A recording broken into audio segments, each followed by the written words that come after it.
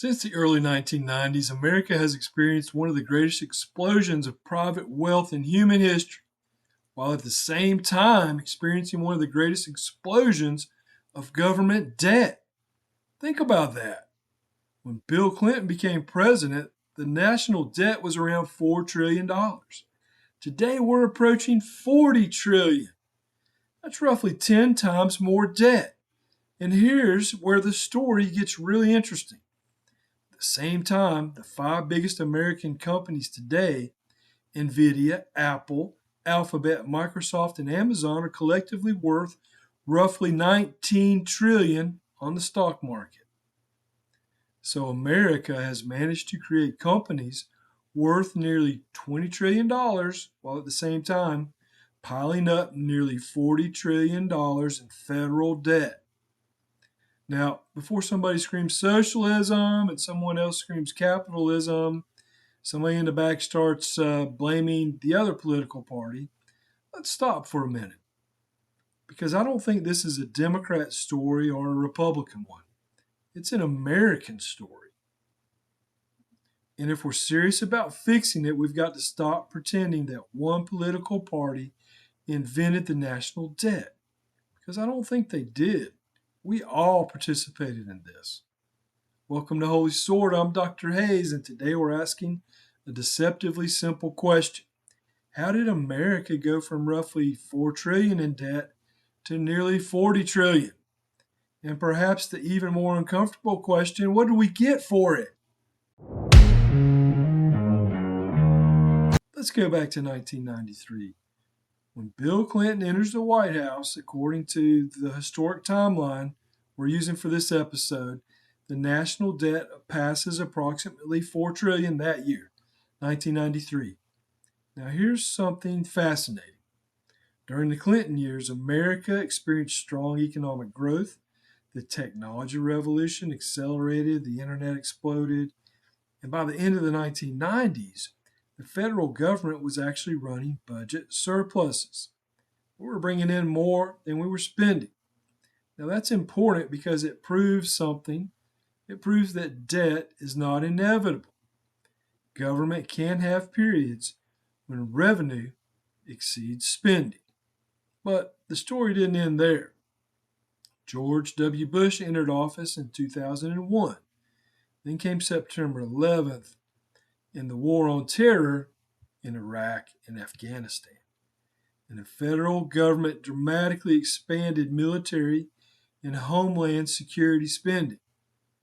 By 2005, national debt passed $8 trillion. And here's something worth remembering.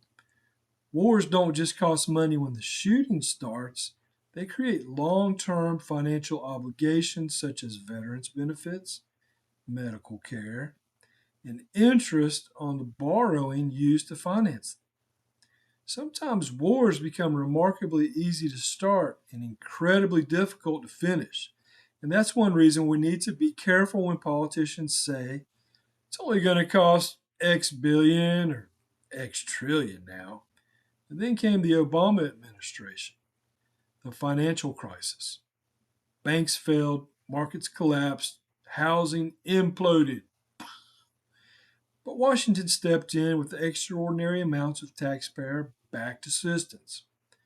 The government created the Troubled Asset Relief Program, known as TARP, and it authorized up to $700 billion to stabilize the financial system. Now, we got some of that money back, but here's where Holy Sorta gets uncomfortable anyway, because the bailout wasn't simply government's bad, nor was it government saves the day. It was complicated, far more complicated. The government intervened because policymakers feared that allowing the financial system to collapse could produce even greater economic turmoil and catastrophe. But the larger lesson remains: when the private financial system gets in trouble, the public sector can end up carrying enormous financial risk. And that's something worth remembering, especially when we talk about capitalism and government. Because American capitalism has never existed in a vacuum. It has always operated along with roads, courts, universities, infrastructure, regulations, tax policy, monetary policy, and when things get really ugly, sometimes a government rescue. Now, by 2009, the national debt had passed approximately $12 trillion. By 2012, it passed 15 trillion. The Great Recession had weakened the economy. The government spent money attempting to stabilize the economy, and stimulus was a key phrase in terms of recovery. And debt, well, it continued rising. Now, by the end of the 2010s, America had accumulated trillions more, and then 2020 and COVID 19. The economy shut down. Businesses closed, millions of Americans lost work, and the federal government responded with massive emergency spending. The CARES Act alone provided more than $2 trillion in physical stimulus and economic assistance, followed later that year by another roughly $900 billion package. Then in 2021, the American Rescue Plan added another $1.9 trillion, while the bipartisan infrastructure law authorized roughly $1.2 trillion in spending over 5 years. Now again, was all that waste? No. Was it unnecessary? Probably not. Did the government spending help prevent an even deeper economic collapse? Did it prevent catastrophe? There's a legitimate argument that it did, but here's the question. When the emergency ended, did the spending end? And that's the problem with debt. It's easy to borrow during a crisis. It's much harder to return to physical discipline afterward. And while government debt was exploding, corporate America was getting incredibly wealthy. Look at the 5 biggest American companies today: Nvidia, Apple, Alphabet, Microsoft, and Amazon. Their combined market capitalization is nearly $19 trillion. Nvidia is worth $5 trillion. Apple's approaching $5 trillion. Alphabet is nearly $4 trillion. Microsoft's around $2.8 trillion, and Amazon's around $2.5 trillion. Now, these aren't merely large companies, these are economic behemoths, empires. And many of them barely existed in their current form when America's debt was merely $4 trillion. Amazon was founded in 94, Google in 98, Nvidia 93, and Microsoft and Apple, they were already around, but they weren't remotely close to their present scale. So think about the timeline. 1993, national debt was roughly $4 trillion. And fast forward 3 decades later, the national debt is nearly $40 trillion. But at the same time, those 5 behemoth companies have roughly $19 trillion worth of publicly traded. They're worth $19 trillion. That's an astonishing transformation. But here's the important disclaimer. These two numbers don't necessarily mean that corporate growth caused government debt. Not necessarily. Market capitalization isn't cash sitting in a corporate bank account, and a company's stock value isn't the same thing as federal spending. That's obvious. But the comparison reveals something important. America has been extraordinarily successful at creating private wealth, yet we've been remarkably unsuccessful at controlling public debt, and that deserves our attention. So here's where the conversation gets serious. The federal government doesn't borrow money because it enjoys having a giant credit card balance. Who does? It borrows because over time, spending exceeds revenue. Now, the Congressional Budget Office projects a federal deficit of roughly $1.9 trillion in fiscal year 2026. It also projects debt held by the public at about 101% of GDP for this year. And here's the part that should get everybody's attention. The problem isn't simply today's debt, it's the interest. The The government has to pay interest on the money it's already borrowed. That means tomorrow's taxpayer isn't just paying for tomorrow's government, it's also paying for yesterday's government. And as interest rates rise, the bill gets bigger. It's the physical equivalent of discovering that your credit card company has been charging you interest on your interest. Except, hopefully, your credit card balance isn't $40 trillion. Now, here's where political arguments usually go off the rails because one side says it's spending, the other side says it's taxes. But the actual problem is more complicated. America spends enormous amounts of money and it also collects enormous amounts of money.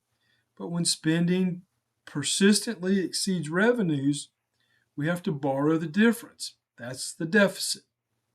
And when deficits accumulate into debt, we have a big problem. The CBO currently predicts that deficits will remain historically large and that debts held by the public will continue to rise as a share of GDP over the next decade. So maybe the question shouldn't be which party is responsible. Maybe the question should be, why have both parties repeatedly found ways to spend more than America collects? Now, let's go back to those 5 corporations: NVIDIA, Apple, Alphabet, Microsoft, and Amazon. Roughly 19 trillion in market capitalization. Think about what that represents. A lot of good things: innovation, technology, entrepreneurship, investment, global markets, American universities and infrastructure, consumers that are happy, and workers, and yes, American capitalism. But it also raises a legitimate question. If America can create companies worth trillions of dollars, why can't America create a government that lives within sustainable physical limits? That's the Holy Sorta question. Not capitalism or socialism or Democratic or Republican or any of that stuff, but what kind of economic and political system produces extraordinary wealth while simultaneously accumulating extraordinary debt? And what is even $40 trillion? Is that even real? Because apparently we can build the iPhone, we can build artificial intelligence, but satellites in space. We can create companies worth trillions, but we still can't agree on how much the government should spend. How much can the government afford? And quite honestly, that's embarrassing. But this is where faith enters the conversation, not as a political weapon, but as sort of a moral lens. The Bible doesn't give a federal budget recommendation. It doesn't exist in the Bible. It doesn't tell us what the corporate tax rate should be. But anybody who tells you the Bible contains a secret Republican or Democratic economic platform, they need to read the Bible a little more, because it doesn't do that. What Scripture does do is have something to say about debt. In Proverbs chapter 22, verse 7, it states, "The borrower is a slave to the lender." That's not a Republican or a Democratic verse. That's a warning about dependency, about becoming a slave to who you borrow from. Jesus, he tells us a story in Luke 14 about counting the cost before deciding to build. The principle is simple. Before you start building, figure out what it's going to cost. That's not bad theology, that's good budgeting. And so perhaps America's problem isn't that we don't know how to spend money. We've proven that we do. Perhaps our problem is that we haven't been very good at calculating cost. We don't count the cost, or at least we don't do it very well. So how did we get here? How did we get to 40 trillion in debt? It's not from just one president, one administration, one political party.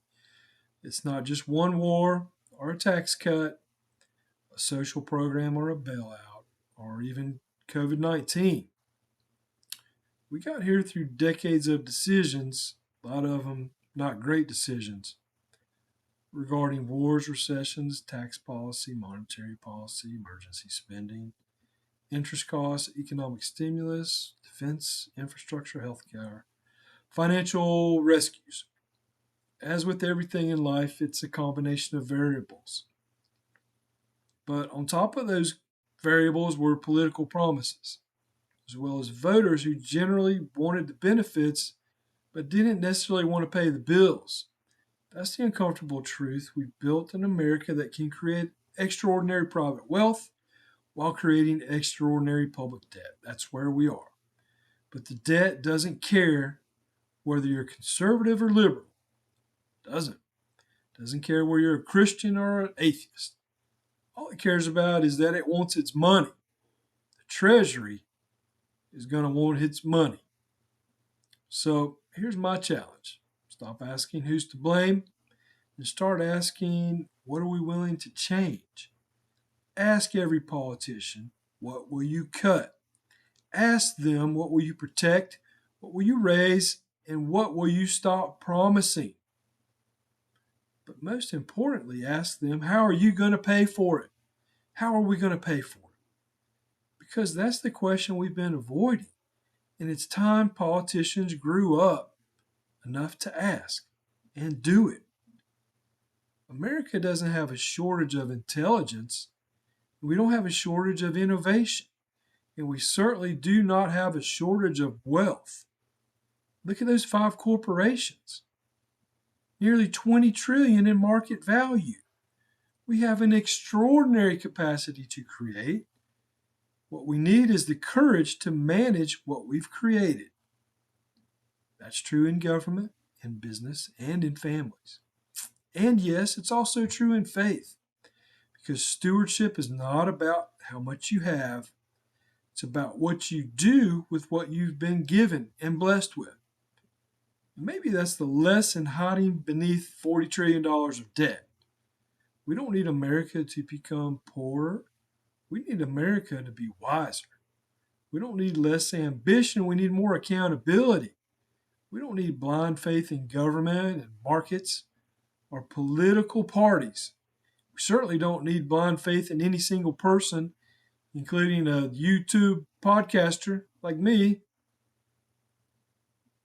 This is the podcast where we ask you to question everything and grow intentionally. We're asking the government to do that too. Because truth still rocks and light still leads, but sometimes faith ain't pretty and neither is government spending, but it results in this massive amount of debt. I'm Dr. Hayes. This is Holy Sorta. Now, if you think America can do better, don't just complain about the debt. Ask some questions of our elected leaders. Because the future does not belong to the people who can shout the loudest. It belongs to those who are willing to clearly think, act responsibly, and count the cost. Hope you take care. Thanks for joining. I'll see you next time. A nation founded on faith. Now we're divided. We're not as holy as we used to be, but truth still rocks. Light still leads. This is Holy Sorta.